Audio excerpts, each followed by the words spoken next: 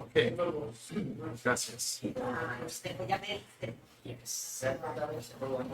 Ahora, ahora vamos a continuar donde dejamos el estudio anoche. Y anoche terminamos lo que yo puse por nombre el primer ciclo, que tenía que ver casi todo con Elías. Todo con Elías. Y ahora sí que en la página 34 vamos a comenzar en el segundo ciclo, que es la historia de Elías y Eliseo. Bueno, antes de seguir con esto, vamos a pedirle a Dios su guía para nosotros. Así que vamos a orar. Gracias, Padre, por esta tarde en que nos otra vez has traído para aquí con seguridad y con salud. Y, Señor, te pido que en estos momentos que tú nos enseñes de tu palabra en cuanto a los profetas, el contenido de su mensaje y también el ejemplo de fe y fidelidad que son. Ayúdanos, Señor, a aprender de esto. En el nombre de Jesús. Amén.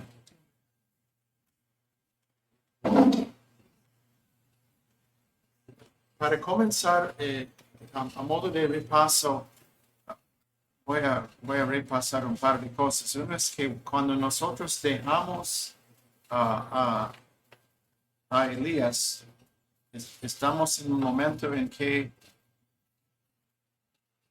Dios había dado una victoria, una victoria, bueno, una muestra de su poder, y que el pueblo parecía, bueno, el pueblo, los que estaban presentes en el Monte Carmelo, expresaba que Jehová era su Dios.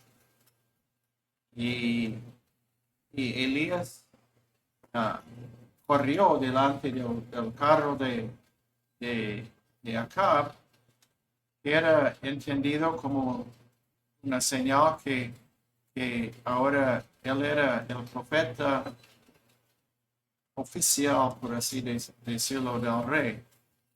Todo indicaba que Israel, que había sido un reino tan rebelde, estaba al punto de volverse al Dios verdadero.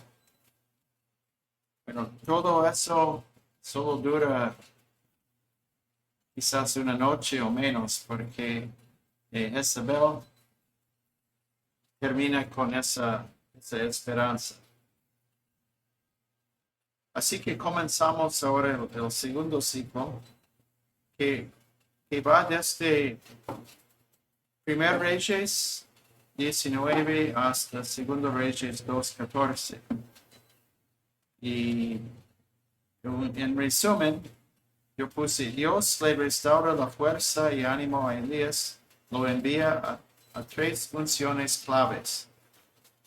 Una, a Hazael por rey sobre el enemigo principal de Israel; otra por rey que visitará el juicio de Dios sobre la casa de Acab; y a Eliseo, el sucesor de Elías, que va a continuar la obra profética comenzada por Elías.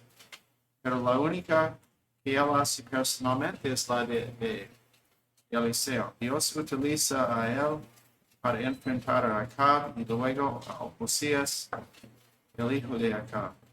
El ciclo termina con su partida al cielo en el carro de fuego.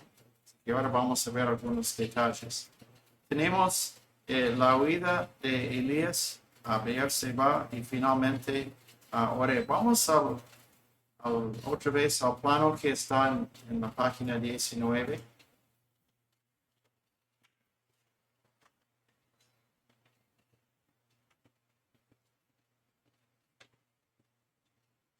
termina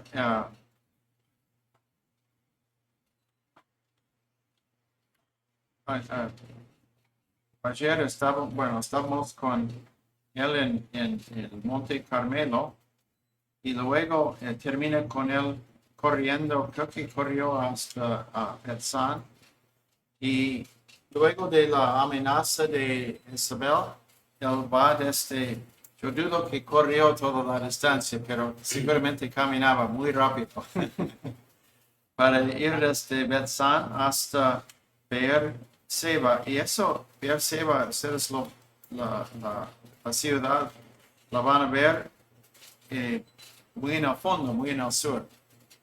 Está en el Negev. El Negev es una zona desértica. Y finalmente él termina en Sinaí, que ni está en el mapa. Sí, tendríamos que bajarnos por lo menos de Beerseba, casi 10 centímetros para llegar así que un viaje. Y así abramos nuestra Biblia, Primer Reyes 19.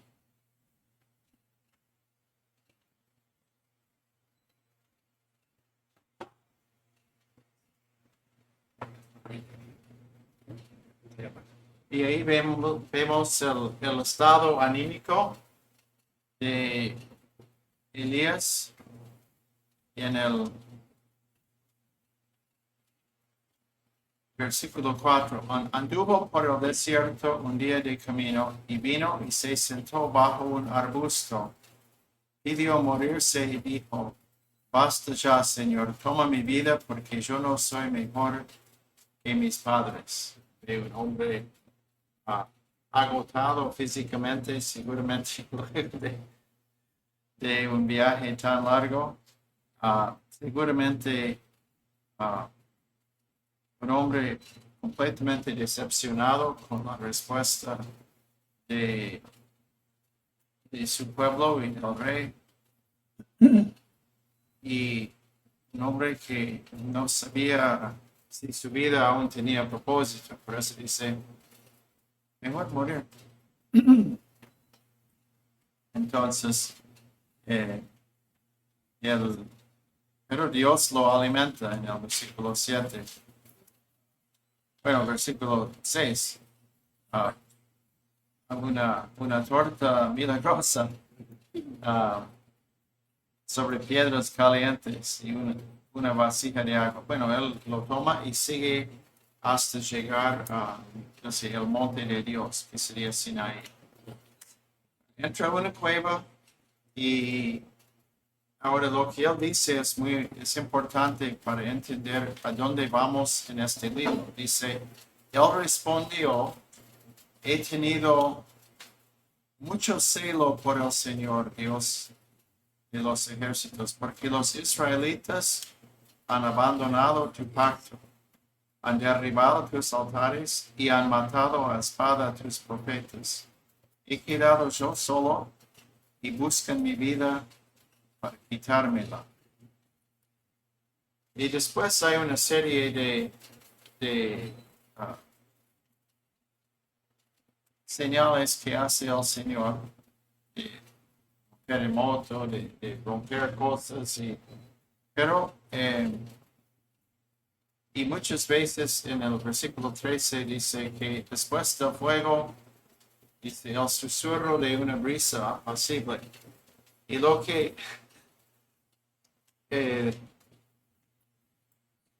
con frecuencia hacen los predicadores es decir: ustedes ven que Dios habló con una voz apenas audible.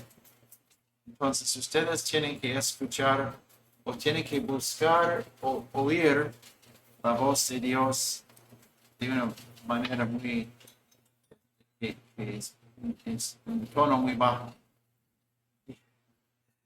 Pero esto no es el significado. Es cierto que Dios sí le habló en ese sentido, y es cierto que nosotros tenemos que prestar oído a Dios y no escuchar, no esperar que Él tenga que hablarnos de una manera muy dramática. Eso sí es cierto. Pero el propósito del texto no es eso. El propósito del texto es contestar lo que Él acaba de decir. Y resumiendo,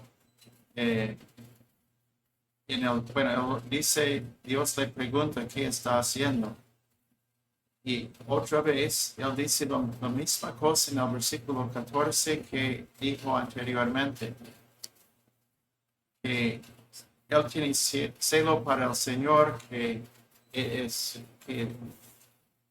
los israelitas han roto el pacto, han destruido los altares, han matado a los profetas, y que él es solo. Y ahí entonces la importancia teológica de esta sección es que Dios le corrige en varios aspectos. Que uno es que a pesar de la situación, Dios no es derrotado, Dios no ha terminado.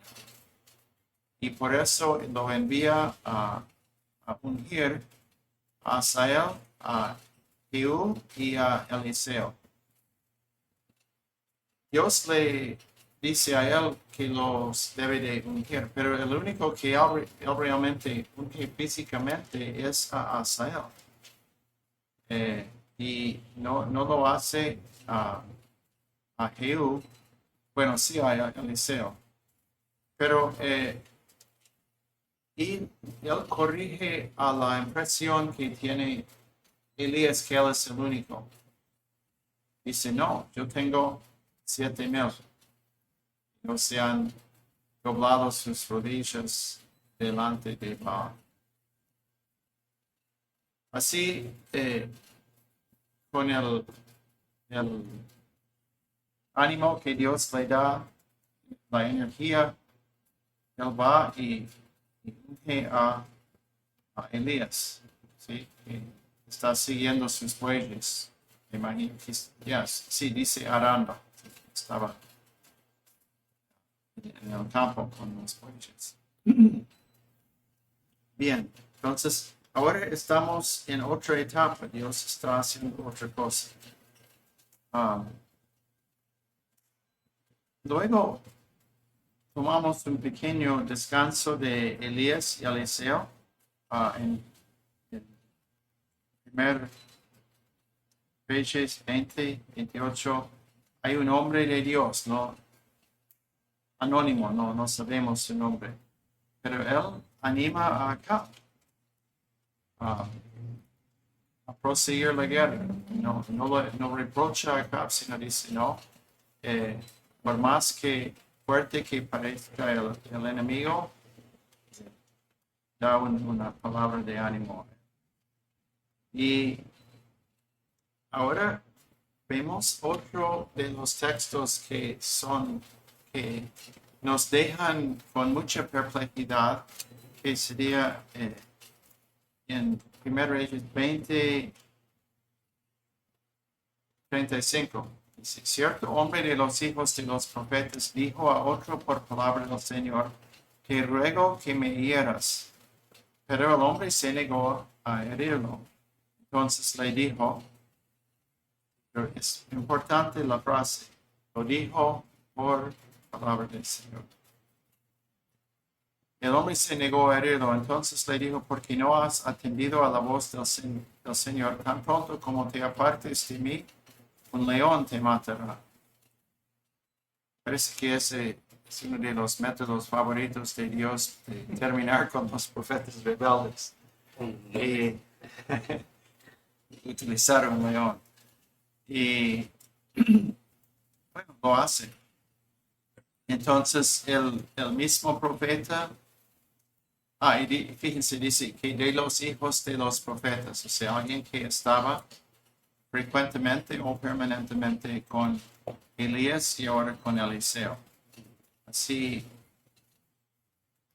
él encuentra a otro profeta y dice, te ruego que me hieras. Y ese hombre le hace caso y da un golpe, entonces ya está un poco lesionado, ¿no?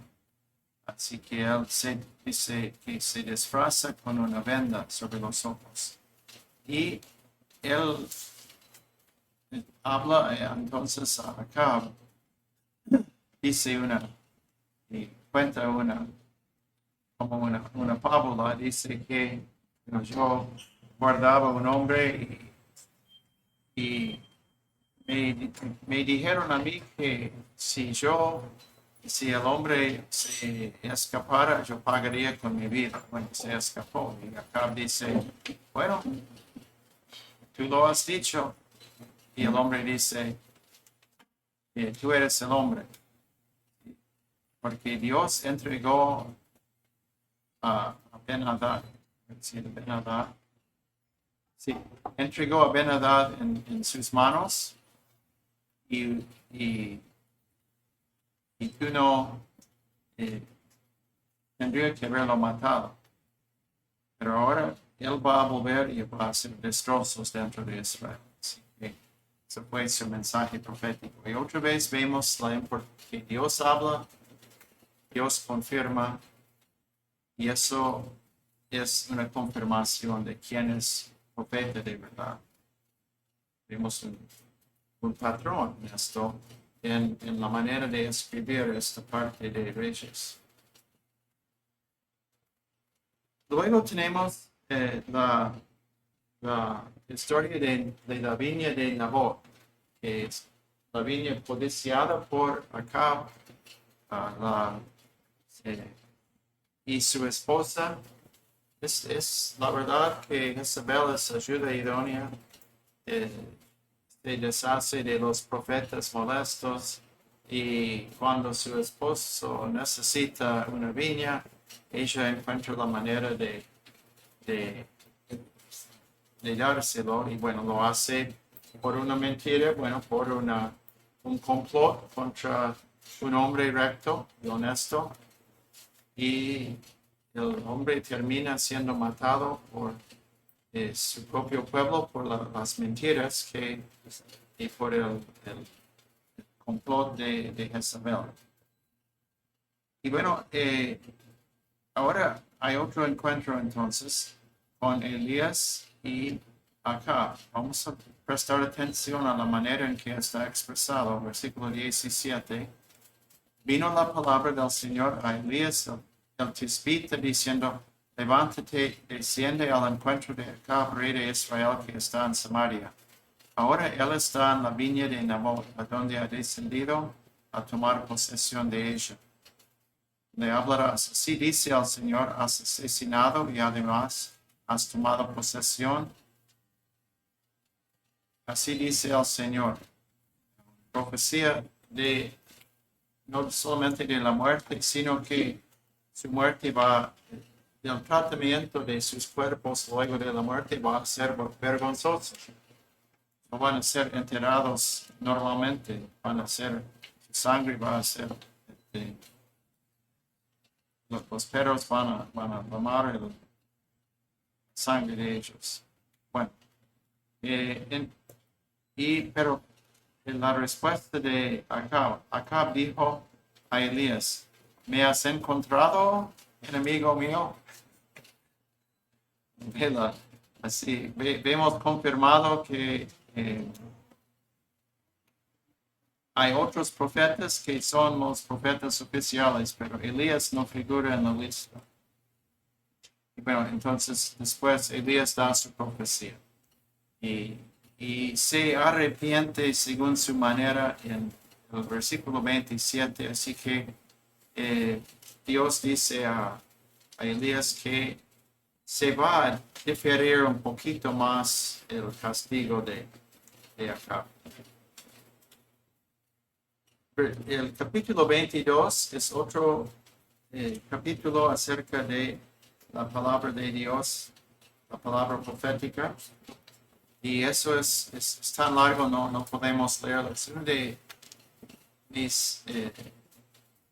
mis narrativas favoritas en el Antiguo Testamento, porque ahí Miqueas, el único profeta verdadero de Jehová enfrenta a 400, son 400 profetas, pero no son profetas paganos, son profetas falsos de Jehová.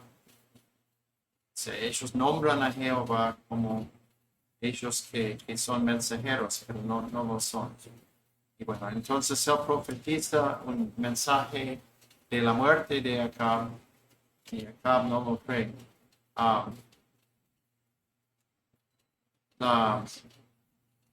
Otro detalle importante en cuanto al tema del pacto, y tema importante teológicamente, es que tenemos en esta historia la presencia de Josafat, que era incluido entre los reyes buenos de Judá, un rey de fe que hizo muchas cosas rectas. No era perfecto, pero era un buen rey. Así que, bueno, acá muere y dice en el versículo 38, lavaron el carro junto al carro de Acab.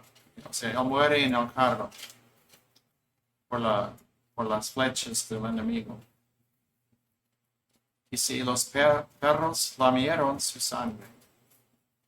Así que, conforme a la palabra que el Señor había hablado.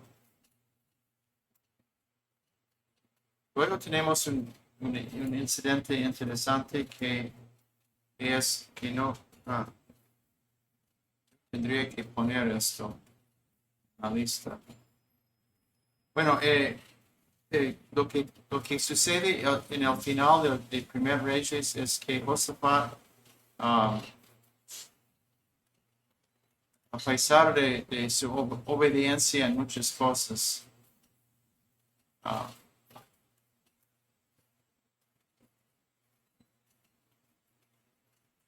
dice que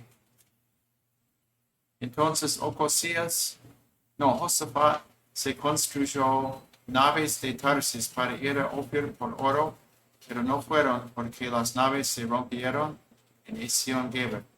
Entonces Ocosías, hijo de Acab, dijo a Josafat: permite que mis siervos vayan con tus siervos en las naves, pero Josafat no quiso. Bueno, un detalle en cuanto a él. Y un resumen de la familia de Acab en el versículo 52. Que eso habla de Ocosías, el hijo de Acab. Hizo lo malo ante los ojos del Señor y anduvo en el camino de su padre, en el camino de su madre y en el camino de Jeroboam. Sirvió pues a Baal y lo adoró y provocó a ira al Señor, conforme a todo lo que había hecho su padre. Así que terminamos el primer rollo. Así,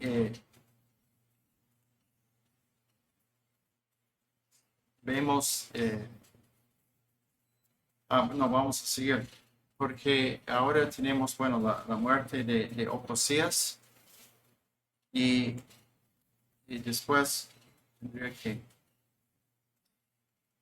sí, termina el ministerio profético de Elías. Así que el segundo ciclo es un ciclo de transición. Es la transición desde Elías a Eliseo. Es la transición desde el enfoque en Israel a un enfoque expandido. ¿Saben qué voy a hacer?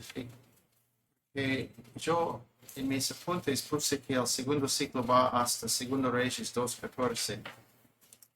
Así que voy a reacomodar las cosas. Pero no, eso es cierto. Entonces, vamos a seguir hasta 2:14, porque en capítulo 2 es la historia de cómo Dios, de la partida de Elías en el carro de fuego, del hecho de que los hijos de los profetas están observando, acompañando, y que Eliseo acompaña, él no quiere, él quería estar con su mentor, hasta el final. Y él pide una cosa interesante. Dice, yo quiero una doble porción de tu espíritu. Y Elías responde, has pedido una cosa, esos versículos 2:10. Elías le dijo, has pedido una cosa difícil, sin embargo, si me ves cuando sea llevado de tu lado, así te sucederá, pero si no, no será así. Y él hace, un poco antes, él había hecho una señal con mucho simbolismo. Elías tomó su manto, golpeó las aguas del río y ellos cruzan en tierra seca. ¿Cuándo había pasado esto? Fue cuando Dios guió al pueblo o condujo al pueblo a entrar, a pasar de Basán y Galaad, a pasar al oeste, cruzar el río y entrar en Canaán. Eso fue un acto de cumplimiento de su pacto con ellos. Entonces ahora, acuérdense, otro simbolismo del ministerio de Elías de hacer volver al pueblo al pacto de Dios. Y ahora vemos una señal que es una repetición exacta de lo que fue la señal que Dios hizo para que ellos entraran unos siglos antes a la tierra prometida. Así que bueno, vienen los carros y caballos de fuego y Elías sube. Bueno, Eliseo lo vio y él toma el manto de Elías y va a la orilla del Jordán. Y tomando el manto de Elías que se le había caído, golpeó las aguas y dijo, ¿dónde está el Señor, el Dios de Elías? ¿Qué es significante esto? Acuérdense que hemos visto atención a la palabra de Dios, a la confirmación de la palabra. Y cuando se confirma la palabra, es confirmación que el hombre que dio la profecía es el profeta autorizado por Dios. Entonces, ahora Elías ha subido al cielo. El hecho de que Eliseo hace exactamente el mismo milagro significa que goza de la misma autoridad. O sea, Dios está confirmando su autoridad.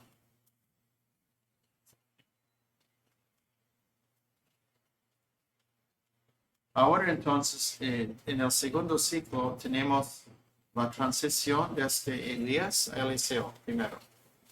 Estamos en la página 35. La transición desde el enfoque en Israel y un poquito en Judá a un enfoque expandido a incluir a Judá y otras naciones, especialmente Aram o Siria, la misma nación. La transición desde solo me quedo yo a una realización que hay otros profetas verdaderos en la batalla. La viña y la batalla en la cual Acab rechaza el mensajero de Dios y muestra su lealtad a los profetas falsos. Esta vez no de Baal, sino de Jehová. Entonces estamos en una situación espiritual en que ellos sí practican la idolatría de los dioses falsos, pero también tienen una práctica no aprobada por Jehová en que ellos pretenden adorar a Jehová, aunque no lo están haciendo. Bueno, el juicio de Dios sobre Acab y otra vez, otra historia donde vemos la seriedad de obedecer la palabra profética. No solo en el caso de Acab, sino en el caso del profeta que fue matado por el león. Ahora vamos al tercer ciclo, que es caracterizado por cambios en la relación con el rey de Israel. Y en que vemos el propósito de las señales y milagros y un ministerio profético relacionado con algunos de los reinos limítrofes, no solo de Israel. Esta parte es larga y obviamente no podemos ver todos los detalles, pero vamos a ir rápidamente por estos que son profecías y señales. Dice, Eliseo sana el agua y tierra de Jericó. Eliseo maldice a los jóvenes escarnecedores. Eliseo profetiza a Josafat la victoria sobre el rey de Moab. Y yo puse no tenemos tiempo de ir, pero uno ve que esta actividad, que sus profecías y los cumplimientos están sucediendo en muchas partes del país. Un milagro notorio es cuando Eliseo provee por la viuda de uno de los profetas por el milagro del aceite. Levanta al hijo de la viuda tsunamita. Acuérdense que Elías levantó el hijo de una viuda y Eliseo lo hace también. Y purifica la olla de guiso, alimenta a 100 hombres, sana la lepra de Naamán, castiga la codicia y engaño de Gehazi. Eliseo hace explotar la cabeza del hacha. Y una de las otra historia favorita mía es cuando Dios aflige con ceguera el ejército que fue a prender, a arrestar a Eliseo. Bueno, él aconseja a la viuda tsunamita y va a Damasco y profetiza a Hazael acerca de la muerte de Ben-Hadad y de la toma del reinado. Es algo que vimos otro día. Ahora vamos a notar un par de cosas, aunque no podamos profundizar en esto. Uno es que Eliseo hizo muchos más señales, milagros que Elías. Y él tiene también, recibe más profecías, él tiene más encuentros con más personas que Elías. Acuérdense que él pidió, antes de la partida de Elías, pidió recibir una doble porción del Espíritu. Y efectivamente vemos que era así con esto.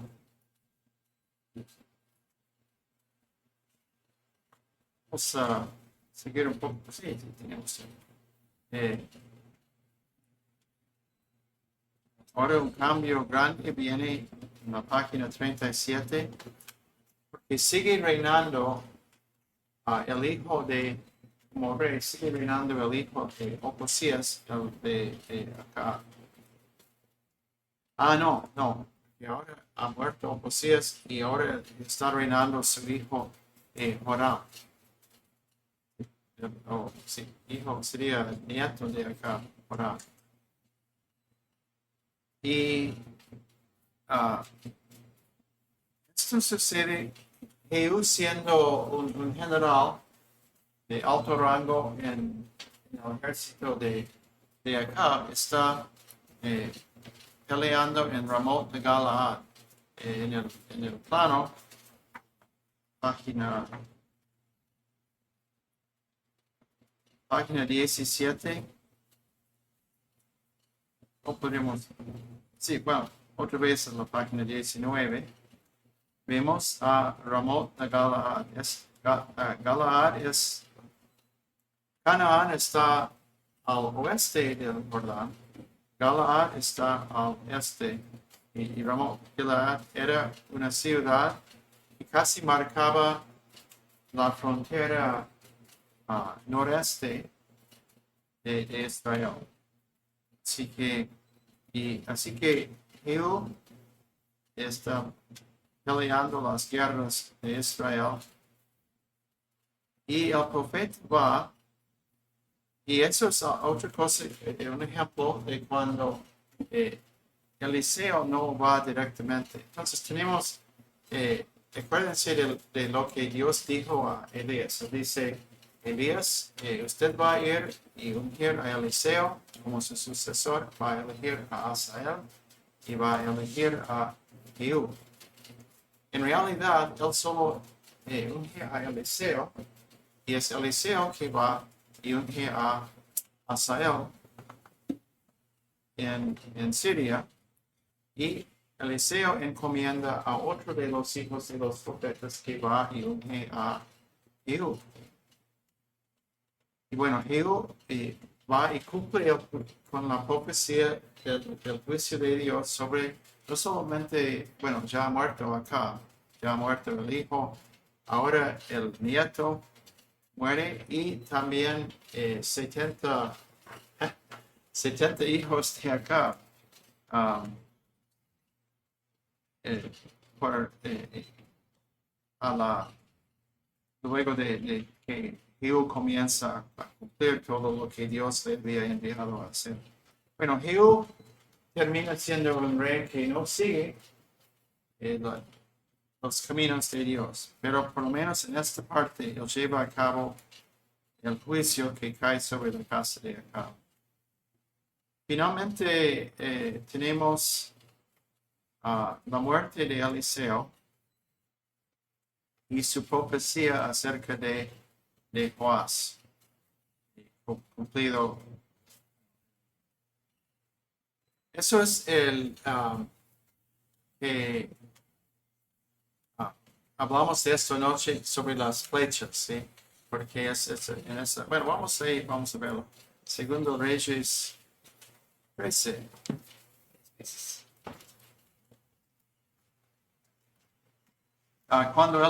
Versículo 14, cuando Eliseo se enfermó con la enfermedad de la cual había de morir, Joás, rey de Israel, descendió a él y lloró sobre su rostro y dijo, Padre mío, los carros de Israel y sus hombres de a caballo.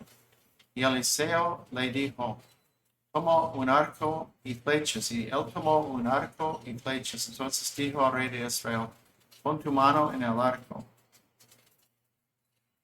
Y él puso su mano sobre el arco. Entonces Eliseo colocó sus manos sobre las manos del rey.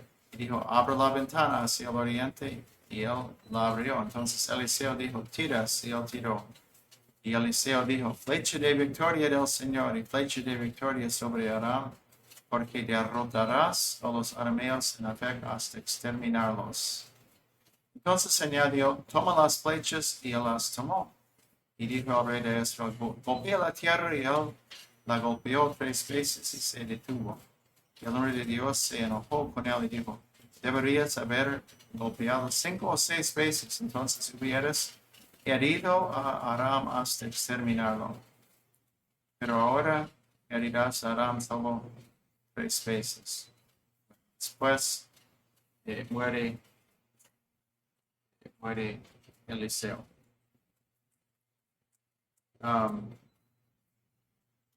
Voy a mencionar un par de cosas más. Que Jonás profetiza y Israel recupera su... Eso es interesante porque Jonás, el mismo Jonás del libro, tiene otra profecía. Así que eso nos ayuda a poner fecha en el libro de Jonás, porque el libro de Jonás mismo no pone fecha, no dice cuándo exactamente ocurrió. Pero Jonás profetizaba en el reinado de Jeroboam II. Cuando en la Biblia a veces, cuando estudiamos el Antiguo Testamento, podemos equivocarnos porque había Jeroboam primero y segundo. Jeroboam segundo era casi cuando muere. Bueno, Jeroboam tuvo un reinado largo de varias décadas. Era un rey muy fuerte y bajo su reinado, Israel recobró mucho territorio, fue muy próspero, daba la sensación que todo iba a ser muy bien. Pero en menos de 20 años, a menos de 20 años de la muerte de Jeroboam, dejó de existir. Israel se decayó tan rápidamente el reino de Israel. No obstante, en 14:25, vamos a ver la profecía, eso es el reinado de Jeroboam. 14, versículo 25. Dice, el rey estableció la frontera de Israel desde la entrada de Hamat hasta el mar de Arabá, conforme a la palabra que el Señor Dios de Israel había hablado por medio de su siervo, el profeta Jonás, hijo de Amittai, sí que era de Gad Heber. Mucha información en esto. Hamat era una ciudad un poco al sur del monte Líbano, o sea, muy al norte. Y ¿dónde era el otro? Hamat, hasta el mar de Araba. Sí, que es muy en el sur, del, de manera que fue muy fuerte y todo esto. Pero eso, Dios usó a Jonás a profetizar sobre el éxito de Jeroboam. Jeroboam no era un buen rey, no era un rey que de ninguna manera fue caracterizado como un rey piadoso, un rey que honraba a Jehová. Ahora, conceptos en el tercer ciclo, que era la aceptación de Eliseo por los reyes israelitas. Qué novedad. Aún sin el cambio profundo de parte de los reyes, de parte de ellos de realmente sujetarse a Dios. Pero había un reconocimiento oficial de Eliseo, que es un cambio. Otros conceptos que vemos son las conductas de los reyes. Tenemos varios ejemplos. Es como la repetición de ver cómo Dios trató con Ocosías, con Joram, con Josafat, con los varios reyes israelitas. Vemos cosa que mencioné anoche, que es no solamente vemos la palabra profética, sino que vemos Dios dice lo que tiene que hacer, no cumplen y vemos los resultados. Y eso repetidas veces. Bueno, Dios sobre el final del ministerio de Eliseo manda a él encomendar la tarea de ungir a Jehu, que terminaría con la casa de Acab. Ahora la pregunta, ¿por qué Dios en estos tiempos está interesándose en Asiria? No Asiria, perdón, en Siria. Y creo que hay algo teológico en esto. Cosa que veremos reflejados cuando comencemos a ver los profetas que escribieron.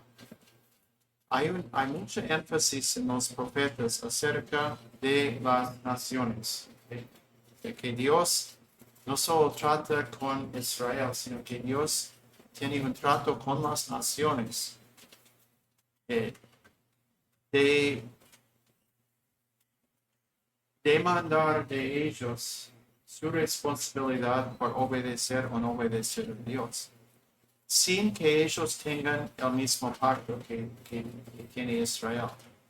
Pero eso se ve en Isaías, se ve en Jeremías, en muchos de los profetas, un énfasis sobre la responsabilidad de las naciones de honrar a Él, y que su tratamiento de Israel y Judá, ellos van a ser juzgados por esto. Además, que hay muchas profecías acerca de las naciones juntándose a batallar contra Dios y al juicio de Dios. Eso es muy frecuente en los libros proféticos. Pero en este caso no tenemos un montón de profecías detallados como tenemos en los profetas escritores, pero sí vemos que Dios está involucrado, aún sin darnos muchos detalles de exactamente cómo es la interacción de Dios con Siria, pero tenemos un indicio que Dios se interesa en esto.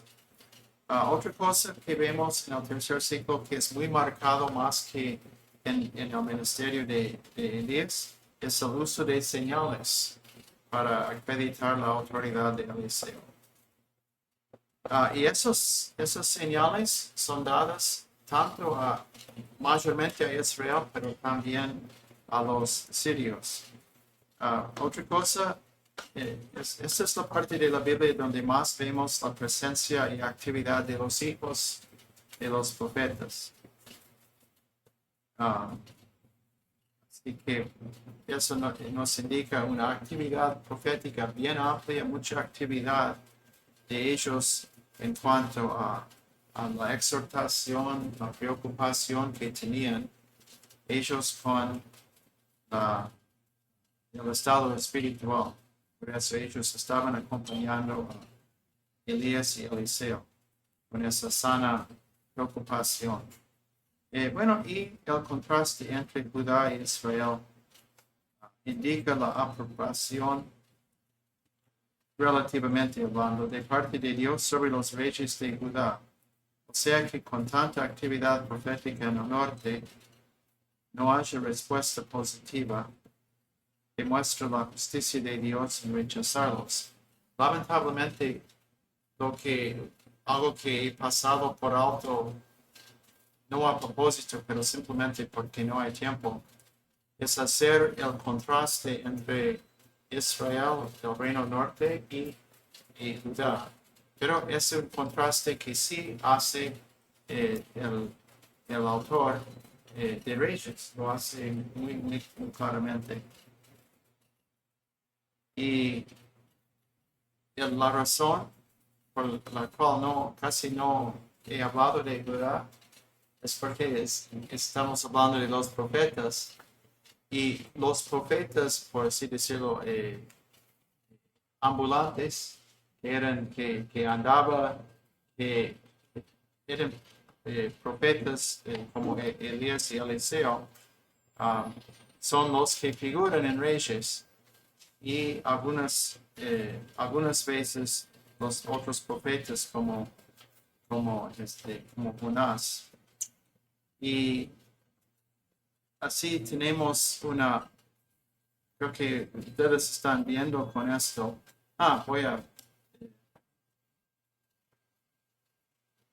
Anoche vimos el resumen del trato de Dios con Israel en 2 Reyes 17, en que él detalla por qué, no detalla, pero resume en unos 20 versículos por qué los había rechazado. Eso vimos anoche. Pero esto es como programático para entender los reyes. Y nos ayuda a entender por qué los judíos en su canon del Antiguo Testamento consideraban que jueces, reyes, Samuel y Reyes eran libros proféticos. Ahora vamos a terminar esta sección antes del descanso. El ciclo de Isaías. Por razones que a mí es como un estudio que queda pendiente. Por algún motivo, tenemos 3 repeticiones de lo que yo llamo el ciclo de Isaías. Y uno es en 2 Reyes y 19 y 20. Y el otro está en Crónicas que cuenta la misma historia, con algunas diferencias de vocabulario, pero es la misma historia. Y en muchas partes es casi palabra por palabra igual, especialmente lo que dice el rey ah, y, y la oración de Ezequías, esas cosas. Y la tercera vez que ocurre esto es en el mismo libro de Isaías. Entonces, la sección de Isaías que va desde 36 hasta capítulo 39. Yo no sé por qué está repetido 3 veces. Yo creo que eso debe tener algo que ver con su importancia. Pero como esto está relacionado con el resto del libro, no queda tarea pendiente, por lo menos lo veo personalmente, de investigar más cómo esto está vinculado al resto del libro. Así que ahí tenemos la primera profecía de Isaías e Ezequías, la segunda, luego una advertencia, pero también Isaías reconforta a Ezequías. Isaías anuncia, se enferma Ezequías en el capítulo 20. Isaías habla con él. Luego Dios lo sana. Eso es donde tenemos la señal donde él dice, no, sería fácil hacer que la sombra avance. No, voy a pedirle a Dios que lo hace que retroceda la sombra de Dios. Siendo Dios lo hace y también sana a Ezequías. Y finalmente vienen porque ahora derrotado los asirios, que era el poder predominante de estos tiempos, aunque al mismo tiempo en que Asiria estaba con mucho poderío, Babilonia estaba lentamente cobrando fuerza como potencia en esos tiempos. Así que ellos envían algunos embajadores a visitar a Ezequías. Y Ezequías les muestra todo lo que tiene. Bueno, y ahí hay distintos análisis en cada uno de los libros. Uno que dice, por su orgullo no devolvió gracias a Dios. Pero también está la interacción con Isaías. Y finalmente tenemos varios profetas profetizan contra Manasés en el capítulo 21.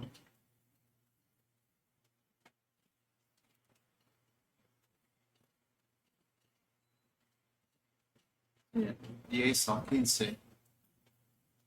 Pero estaba mirando para ver si no dan los nombres. Manasés era un rey muy, muy sangriento, muy idólatra, muy sangriento, muy de oprimir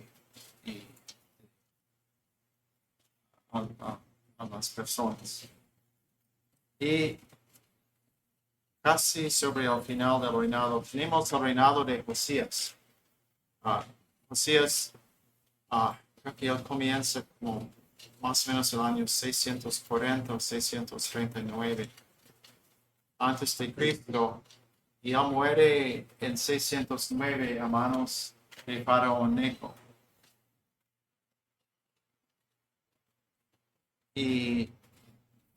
Pero durante más temprano en su reinado, él autoriza la limpieza del templo. Ellos encuentran el libro de la ley, lo leen, se produce una reacción de arrepentimiento muy fuerte de parte de él, una reforma religiosa civil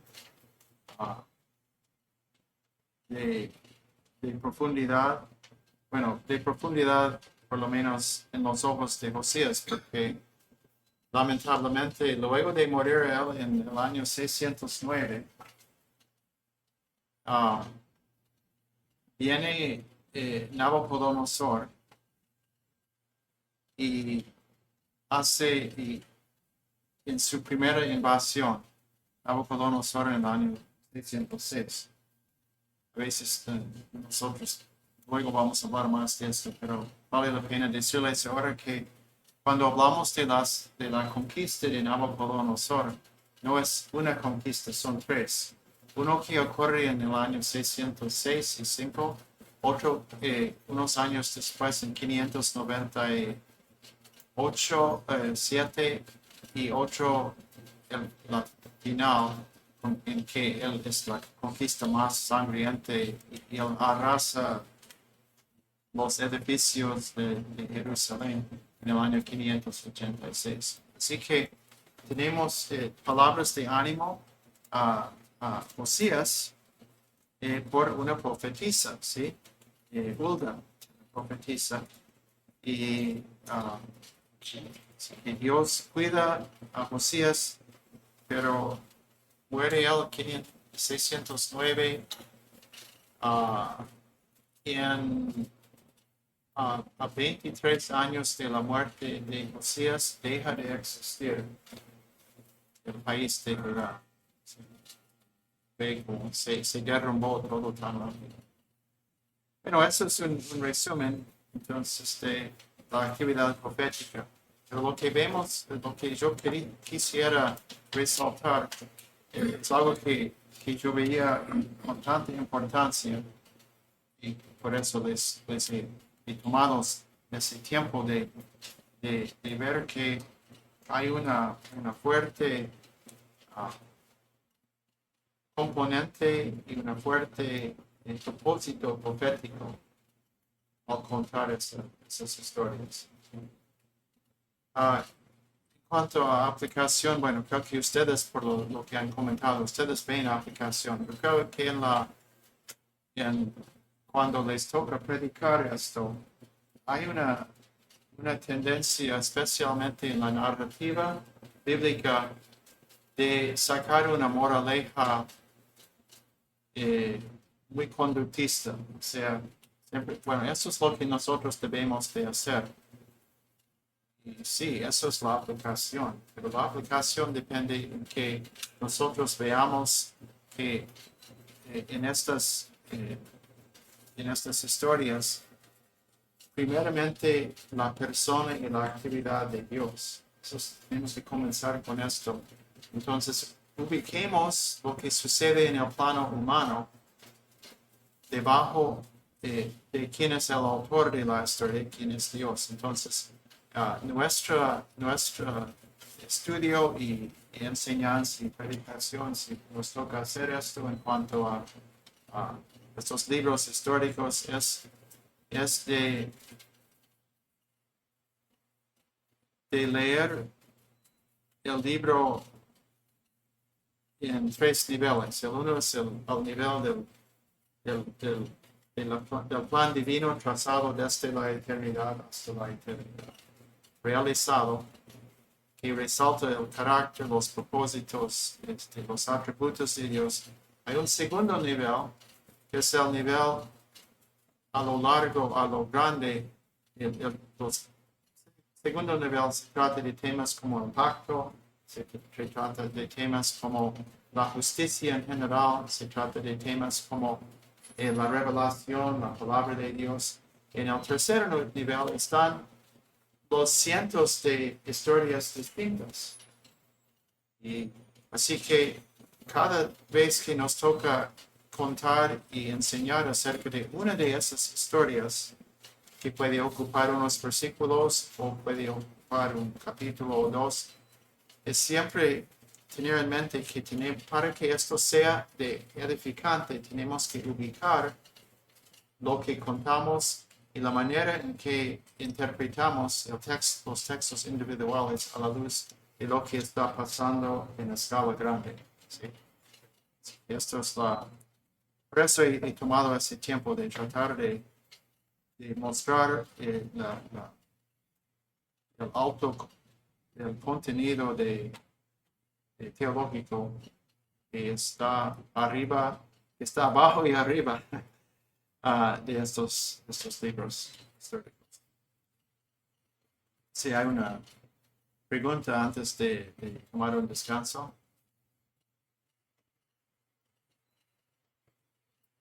Bueno, vamos a tomar un tiempito para refrescarnos y conversar, ponernos de pie y luego sigamos.